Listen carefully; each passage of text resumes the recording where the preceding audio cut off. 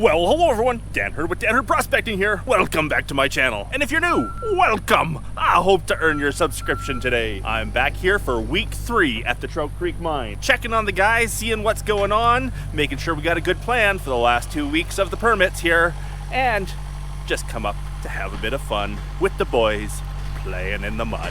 And again, this week, I'll help out a little bit for the first day, and then I'll come back at the end of the week to do the big cleanup and see how much gold we got. So, wish us luck, and I hope you enjoy.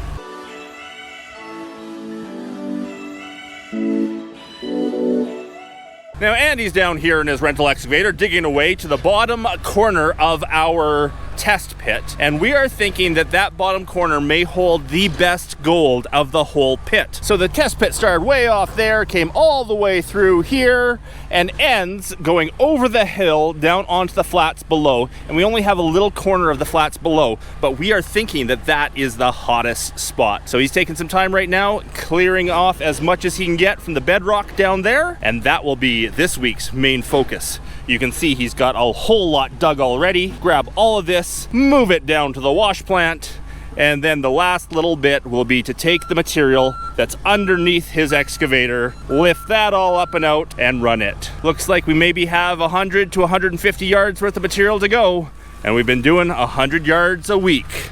So for the last 2 weeks, we should get her done. Now here comes some of the coarse tailings from the wash plant to be filled back into the spent areas of our trench. We're filling back in as we go so that we can make easy reclamation when the week is done. When the month is done, I should say. And if you haven't been watching previous videos from this mine site, you might want to go back and check out my channel to see the previous 4 or 5 videos, which explains everything we're doing up here, what the deposit looks like, what we're trying to prove, and what we hope to do in the future. All your questions will be answered if you check out my channel. Here comes the dirt. That's pay dirt, yeah. So behind me here, Andy is digging the bottom corner of the trench.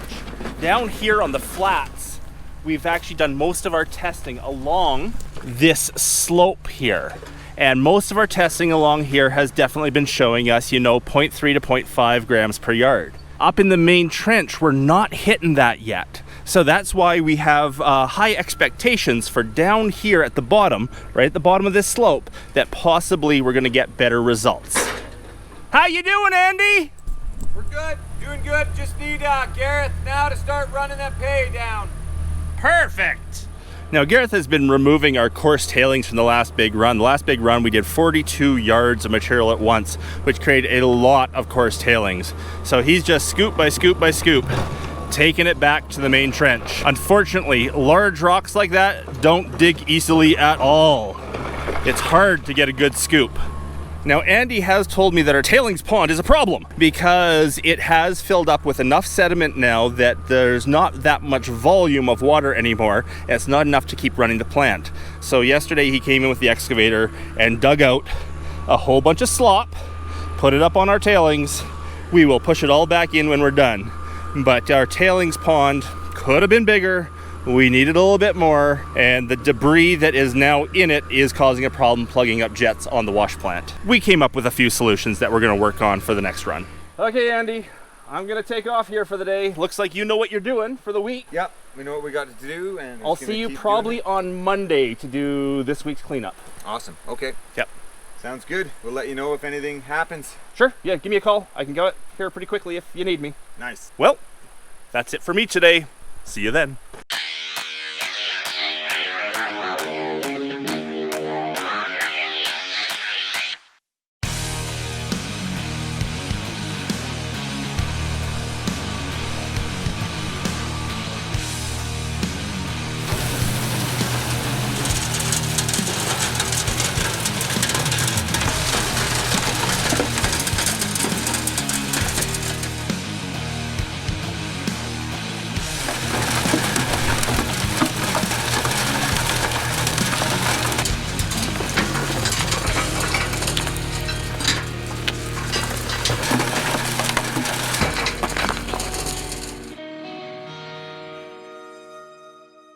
Well, I'm back. to do our third and final cleanup, the bottom of the pit. It's like 8 o'clock in the morning right now. We started really early today because it is supposed to be a sweltering hot day. Yes, 2 weeks ago we were working in snow, and tomorrow they call for 49 degrees Celsius. That's 120 Fahrenheit. It is going to be crazy. Today is only supposed to get up to 44.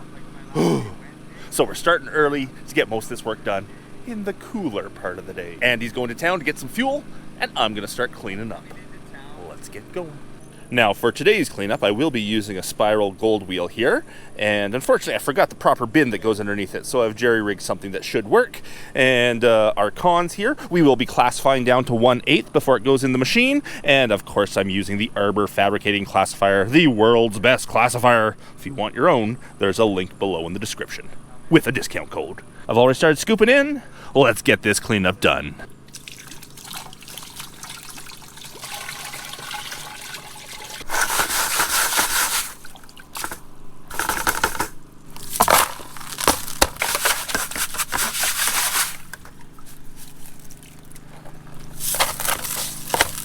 Now, before we do the spiral wheel with the fine classified stuff, we have these two pans to go through. This is the nugget catcher, the boiler box that catches maybe any nuggets that get through the unit. And this is the oversized stuff, the stuff I just classified out of the main sluice.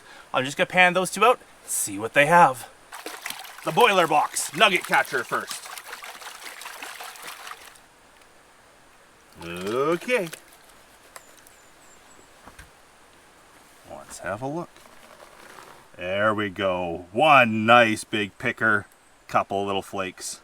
Well, there we go. Nice little picker, couple of good flakes. I think there was one over here too. Couple little guys around, but that's what the boiler box is supposed to catch for us. Nice. And now the 1/8 plus from the main sluice. Couple of these little white galena rocks in this one. That tells us we are definitely on bedrock, but we knew that already. Two big chunks of lead. Those are bullets that have been, shot into the bank, but no 1/8 plus gold.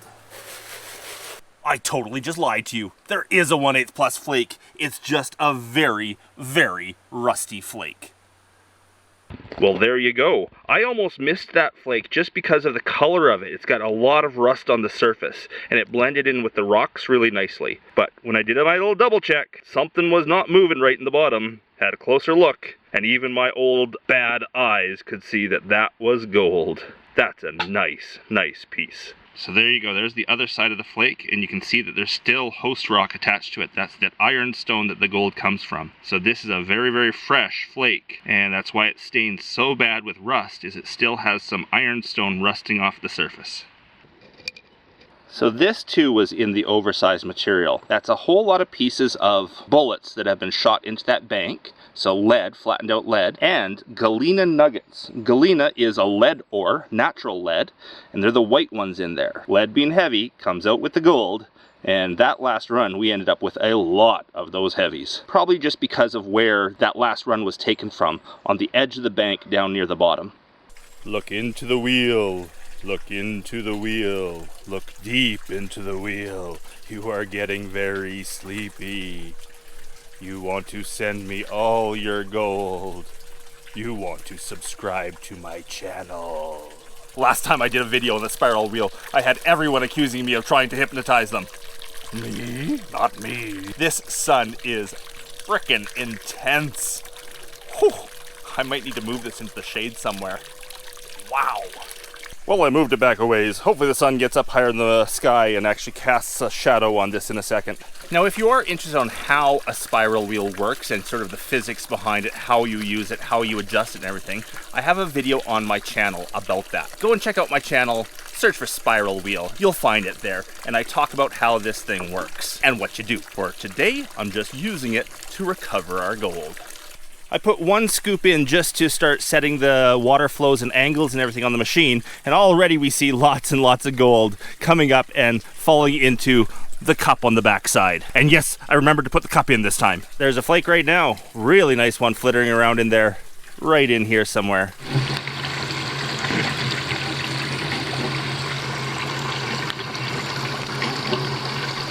So it does look like it's working well. I see the gold climbing. I see gold flakes going into the center hole. There goes one right now. I see the black sands just being processed, getting all the gold out of it. I see the lighter material slowly coming over the front edge down into our tailings bucket. It seems to be doing what it's supposed to do. There went another flake.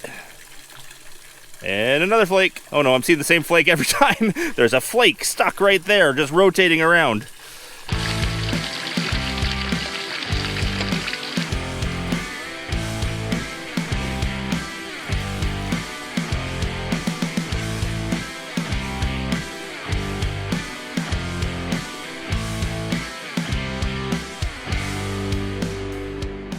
So the first cleanup we did with a gold drop. Actually, the first cleanup we did with a pan. The second cleanup we did with gold drop. The third cleanup we did with the Gold Hog multi-sluice. Today we're using the spiral wheel, and we're just trying them all out. Personally, when I'm doing my small scale stuff, I just use a pan most often. So it's working away, and I am getting very sleepy. I think my whole body is rotating, actually. We see lots of gold going into the center hole, and it goes around behind and gets caught in the cup. Anything that is too small or too flittery to actually climb the spiral and go in will be stuck down here in this material right now, and we'll adjust the machine in a little bit to actually start catching anything that is just the wrong shape or size or something that's not actually climbing all the way in. And technically we shouldn't have anything coming over this front edge except for the lightest stuff. No gold should be coming over the front edge.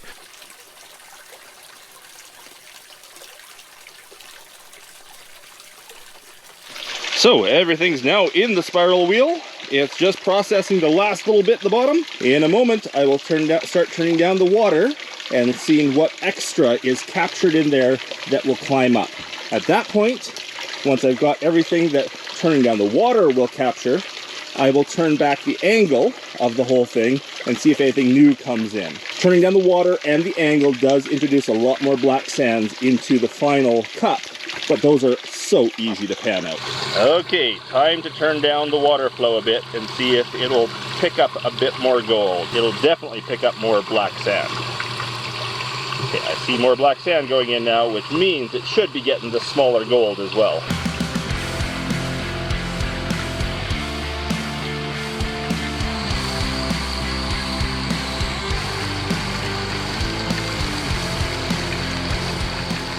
Now I've increased the angle way up for a few minutes here. What that's going to do is it's going to reduce the cons that are down here because there's still gold down here that I have to pan out. So turning the angle way up helps get the lighter material flowing over the edge and reducing those cons. You do run the risk at a higher angle of actually having bigger gold flakes go over. That's why I hope to get all the bigger gold flakes into the center before I did that. Bringing the angle back to bring in some more of the heaviest of the cons into the cup. I say it's easy to pan the black sand that goes in the cup because the black sand that actually goes in the cup is very, very coarse black sand, and it just rolls away from the gold. I see lots of gold going in right now. Now I think it's processed long enough. What I'm going to do is keeping the pan underneath the outflow in case any new flakes come in. I'm going to take the cup off the back, pour it into my pan, wash it out, put the cup back on, then I'm going to adjust the machine to be more aggressive with what it catches. So there's going to be a lot of black sand now going into that machine, into that cup I should say. There we go, that'll be catching a lot. Well, here we are. All of those are shotgun pellets. All of that is gold. A lot of shotgun pellets in that hillside. That is beautiful gold. And there we go, the machine is taking the rest of the heavies into the cup. There's almost nothing left in the machine, it's all in the cup. But let's first show you what was in the cup the first time around. Well, all the material's now in the cup. I can put the remaining material in the pan and see how much gold was left in the machine, but not in the tailings. The machine is meant to have gold left in it. It's gold that can't get into that cup on the first run. You don't want to just throw away what's left in the machine. Process it. It's easy to process because the hard black sands, the stuff that's hard to get rid of, has flown away, flowed. It has gone over the lip. That is what was left in the machine. Let's go see what that contains for gold. So here's the gold that was left in the spiral part of the spiral wheel itself. Now, this is not what you would say the machine missed. because you're supposed to actually process the material that's left in the spirals. Look at that guy. There's a nice chunky one. To say the machine missed something, it would have to be in the tailings bucket below, which I'm going to do a very, very quick check to make sure I was running the machine right and it's not full of gold. So, I'm going to clean up this gold here and see if we can get a weight on it. Take the lead out first. I get lots of comments on videos saying, Dan, you should be using a magnet to remove the black sand. And I do once in a while, but I'm just going to show you why it's dangerous to do that. So I'm going to go over this carefully with the magnet. Picked up the black sand. Let me drop it over here now. And I'm going to pick up the black sand again. And look what was left. That's how much gold got caught in the black sand and carried away. Let me drop this black sand again and pick it up again. Look at that. Even more. I can keep doing this over and over and over again, and each time there's less, but each time there's a speck of gold. So if you're oh, look at that. You can even see. Let me get a close-up of this. There we go. We can even see a piece that's stuck in there right now. It's not that the gold is magnetic, it's that it's trapped in the magnetic sands.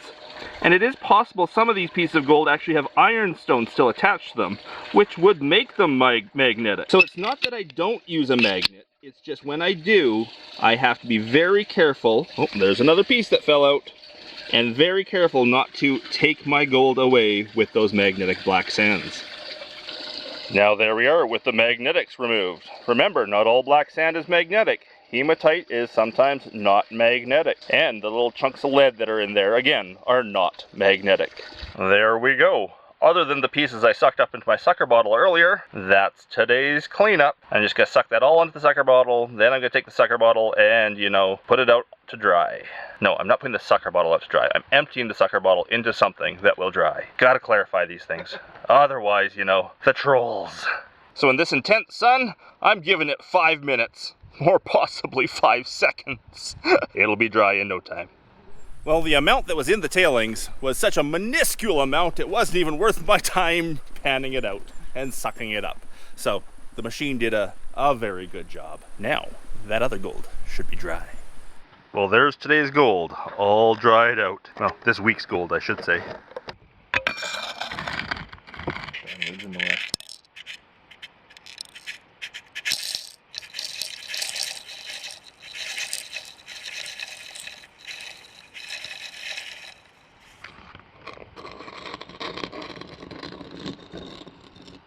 7.97 grams from the Trout Creek Mine, week number 3.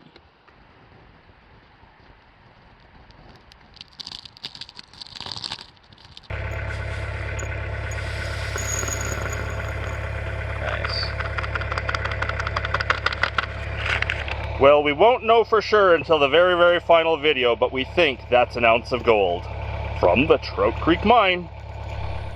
Well, there we go. 3 weeks of sluicing, kind of 4 if you include the tailings pond in the first week, and we have about an ounce of gold. This is not the end of this series. I have one more video I'm going to do of the reclamation of the site. We're going to put all the gold together and see how much we got in total, and maybe do some sort of evaluations and calculations of what this deposit now holds now that we have a really good understanding of what came from the main pit. That will be the next video and the last of our Trout Creek series here. Plus, I plan to interview Andy about his experiences up here. So I hope you enjoyed week 3 sluicing and cleaning up and seeing that amazing gold. Again, not as much as we hoped, unfortunately. Thanks everyone for watching. Big thanks to my patrons out there. Because of the support of my patrons, I get to make these videos of my adventures. Hope you're all having a great day. I am. Even though I'm melting in this heat, I burn. Have a great day. Bye.